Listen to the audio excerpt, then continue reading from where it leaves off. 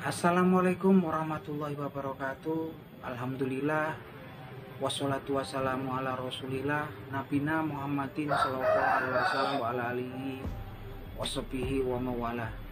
Wa qala Allah ta'ala fil Qur'anil Karim, ittaqullaha haqqa tuqatih wa la tamutunna illa wa antum muslimun. Amma ba'du.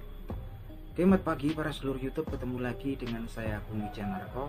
Oke para seluruh, seperti biasa di pagi hari ini saya pengen ngajak ngobrol-ngobrol para seluruh saya, sobat-sobat saya, teman-teman saya yang sudah subscribe dan join di kanal YouTube saya ini.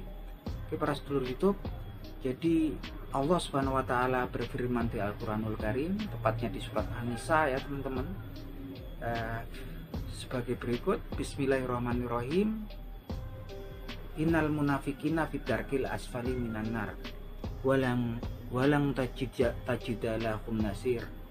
Yang artinya sebagai berikut, innal munafikina, sungguhnya orang-orang munafik itu bidarkil asfali minan nar, mereka kelak akan berada di keraknya neraka, di dalam intinya neraka.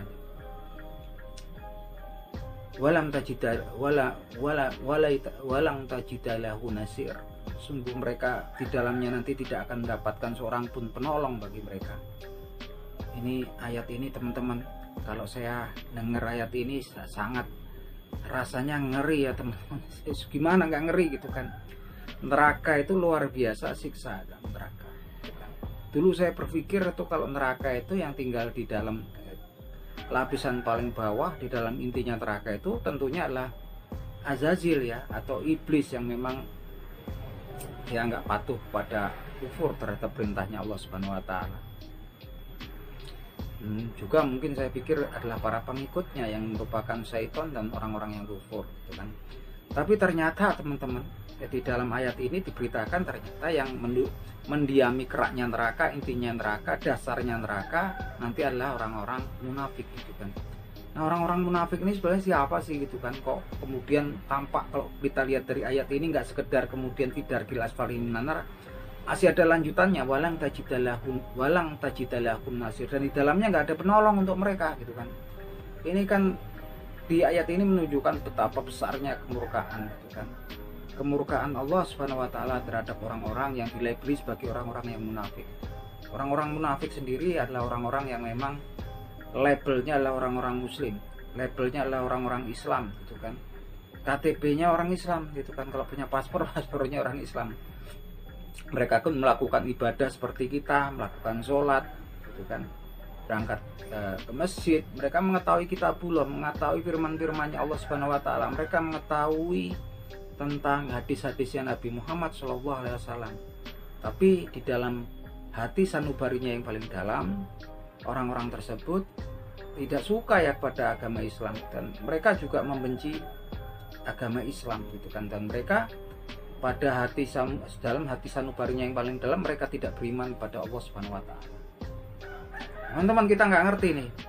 Bahkan kita pun kalau nggak berhati-hati bisa termasuk menjadi orang-orang yang munafik ya gitu. Nauzubillah min zalik gitu kan.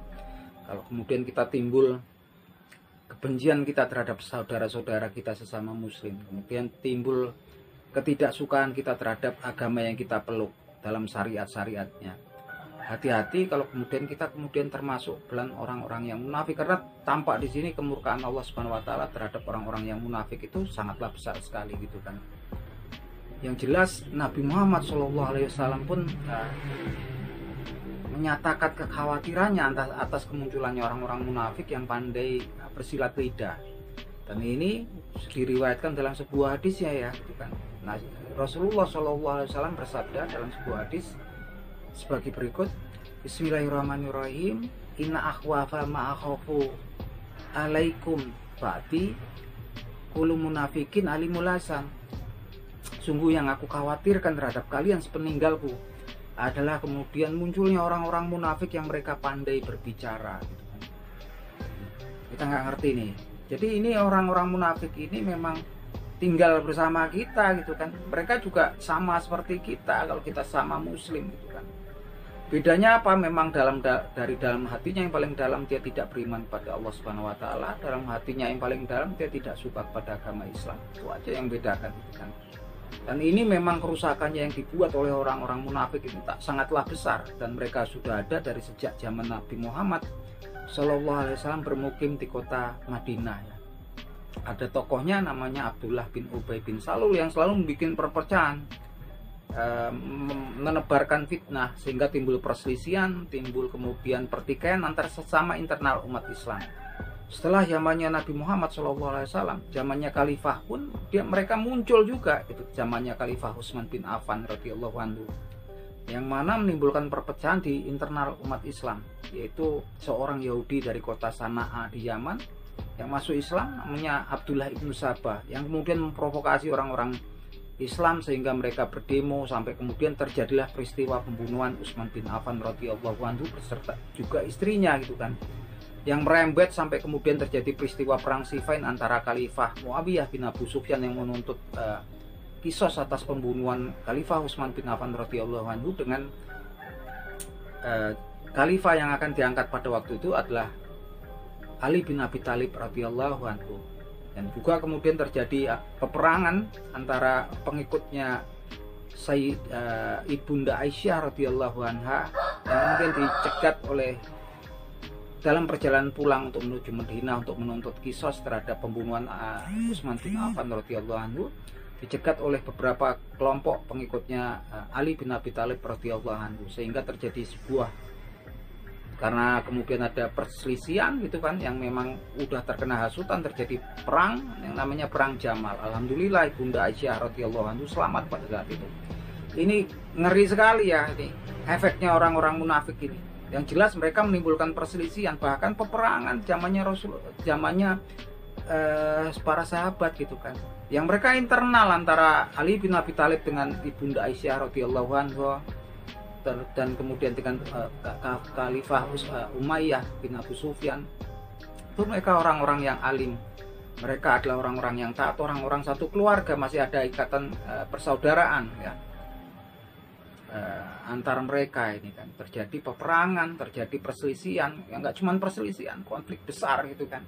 Ini adalah akibat ulah-ulahnya orang-orang munafik. Yang jelas orang-orang munafik kalau penampakannya selalu menimbulkan perselisihan, konflik di dalam internal umat Islam. Teman-teman sekarang bisa lihat di zaman di era digitalisasi, kita sudah harus waspada dan saya sendiri prihatin gitu teman-teman. Kalau kita lihat di media sosial itu begitu banyaknya perpecahan, begitu banyaknya perselisihan dan konflik di internal umat Islam ya. Mereka yang sama-sama saudara seiman setakwa gitu kan. Begitu kerasnya inilah ya di media sosial itu tampak ya gitu kan. Dan ini saya yakin memang orang-orang yang menimbulkan perpecahan dan perselisihan, suka nggak suka, walaupun mereka merasa atau nggak merasa, sepertinya orang-orang munafik itu sudah bermunculan, dan jumlahnya sepertinya banyak yang notabene kita sendiri nggak tahu, ataupun bahkan kita sendiri juga ketika terpengaruh hanyut dalam pemberitaan mereka, kita juga nggak tahu. Semoga kita dilindungi oleh Allah Subhanahu wa taala agar kita tidak termasuk menjadi orang-orang yang munafik gitu kan. Yang bahaya memang, dan ini memang sudah dikhawatirkan oleh Rasulullah SAW dari 1450 tahun yang silam, 14,5 abad yang silam. Ini ingat-ingat ya teman-teman hadis ini ya gitu kan. Man akhwafa inna akhwafa ma akhafu alaikum ba'di kan, kullu munafikin alimul hasan. Hati-hati ya, ini yang sungguh aku khawatirkan terhadap kalian sepeninggalku adalah munculnya orang-orang munafik yang mereka alimul hasan, mereka pandai berbicara, mereka pastinya akan pandai untuk mengemas firman-Nya Allah Subhanahu wa taala, karena mereka ngerti kitabullah gitu kan. Mungkin lebih hafal dari kita semua gitu kan. Dan mereka juga pastinya mereka ngerti hadis-hadisnya Rasulullah SAW, mereka ngerti sunnah-sunnahnya Rasulullah SAW. Tapi kalau kemudian mereka kemas gitu kan, kemudian timbullah perselisihan, timbullah konflik di internal umat Islam gitu kan. Semoga kita semua ketika menikmati media sosial, kita ini nggak bisa lepas, karena medsos itu merupakan bagian daripada kehidupan kita saat ini ya, nggak bisa dilepasin lagi. Semoga kita semua berhati-hati, kita ikuti aja yang belajar tentang tauhid, belajar tentang tanda-tanda, kalau kumpul-kumpul mungkin dengan orang-orang yang membicarakan tentang tanda-tanda kebesaran Allah Subhanahu wa taala, bicarakan tentang peribadatan, tentang sunnah-sunnahnya Rasul, udah situ aja. Kalau kemudian ngarahin kita kemudian untuk konflik, untuk menyerang saudara-saudara kita yang muslim yang lainnya gitu kan, kita tinggalkan teman-teman. Karena sesungguhnya Rasulullah juga menganjurkan agar kita meninggalkan perdebatan gitu kan, sekalipun kita berada di pihak yang benar gitu kan. Karena itu kalau apalagi dengan saudara-saudara kita yang seiman gitu, itu intinya ujung-ujungnya muaranya adalah perselisihan. Walaupun mereka akan pintar mengatakan ini kan kita mau berargumen gitu kan, berhujah segala macam, kita ambil jalan tengahnya, ambil yang amannya lah. Jangan sampai kemudian kita sendiri nggak tahu kalau kemudian kita termasuk menjadi orang-orang yang munafik. Nauzubillah min dzalik. Saya pun sering kalau melihat media sosial kayak itu kadang-kadang terhanyut teman-teman, karena memang pintar semuanya, ilmu agamanya juga luar biasa itu kan. Nah itu aja teman-teman, semoga bermanfaat obrolan kita di pagi hari ini. Semoga dicatat oleh Allah Subhanahu wa taala sebagai amal pahala di sisi Allah Subhanahu wa taala. Obrolan kita di pagi ini bagi saya pribadi ataupun buat teman-teman yang nonton video ini. Semoga bermanfaat. Wabillahi taufik wal hidayah. Wassalamualaikum warahmatullahi wabarakatuh.